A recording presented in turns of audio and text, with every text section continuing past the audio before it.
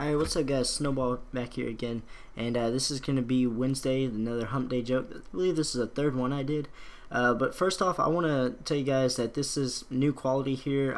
I've always had an HD PVR and I've always recorded with that since last year whenever I started doing this, but my TV was stuck on 480p and I didn't know that. I recently applied for a directorship at TGN and they said, well, you need to fix your quality, and because it looks like I was recording with a Dazzle and they didn't believe that I actually had an HD PVR.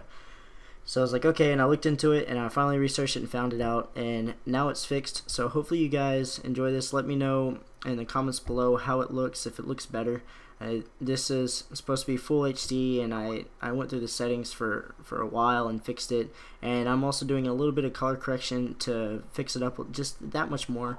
I'm still new to color correction, so I'm just trying to get it correct. I'm trying to get it down right, and so if you guys got any tips or hints or whatever, if you guys want to let me know, then yeah, feel free to tell me in the comments below. I'm definitely open to whatever.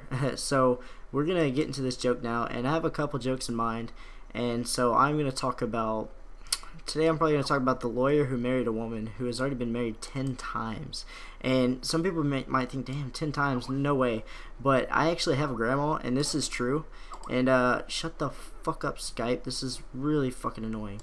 So sorry about that, guys. But so I actually have a grandma who's been married 10 times, and it's pretty crazy. So basically, there was this lawyer.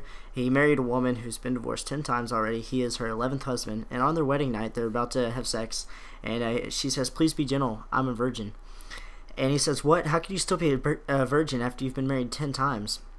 And she says, "Well, husband number 1 was a sales representative. He kept telling me how great it was going to be. Husband number 2 was in software services. He was never really sure how it was supposed to function, but he said he'd look into it and get back to me.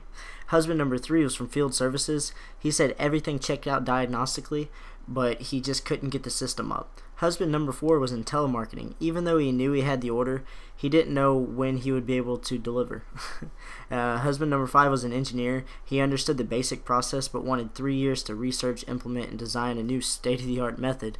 Husband number 6 was from finance and administration. He thought he knew how, but he wasn't sure whether it was his job or not. Husband number 7 was in marketing. Although he had a nice product, he was never sure how to position it.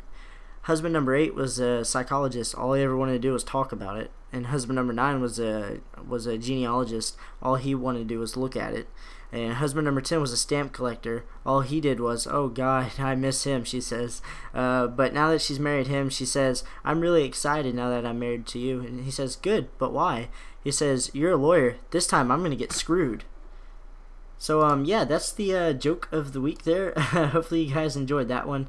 I guess I have a little bit of time for one more real quick if you guys want to hear it. This one is about a lady and her husband named Bob. Bob was in trouble. He forgot his wedding anniversary, and his wife is really pissed, and so she tells him, "Tomorrow morning I expect to find a gift in the driveway that goes from 0 to 60 in 6 seconds, and it better be there."